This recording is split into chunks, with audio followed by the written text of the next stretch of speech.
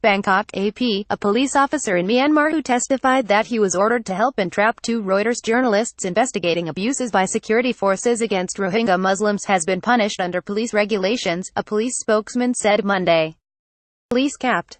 Mo Yan Nang testified in court on April 20 that his superior arranged for two policemen to meet reporters while alone in Kiao Soeu and give them documents described as important secret papers in order to arrest them on charges of possessing state secrets.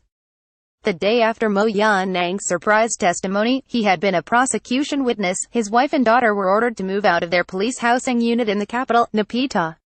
Police spokesman Col. Myo2 Soe said Mo Yan Nang was sentenced Saturday and transferred to the correctional department, but refused to give details. Mo Yan Nang has been detained since the reporter's arrest on Deck 12, apparently for earlier giving one of them an interview. Officers who violate Myanmar's Police Disciplinary Act can be sentenced to up to a year in prison.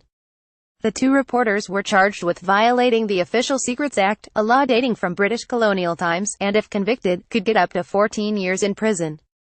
They apparently were targeted by the authorities because their work concerned the brutal crackdown by security forces against minority Rohingya Muslims in Myanmar's Rakhine state. About 700,000 Rohingya have fled to neighboring Bangladesh since the crackdown began last August. The two journalists had worked on an investigation of the killing of 10 Rohingya villagers in Indin village, for which 7 soldiers were sentenced to up 10 years in prison with hard labor, according to the army chief's Facebook page. Rights groups, journalist associations and several Western governments have called for the reporters' release, saying the case against them is a violation of freedom of the press. Copyright The Associated Press. All rights reserved. This material may not be published, broadcast, rewritten or redistributed.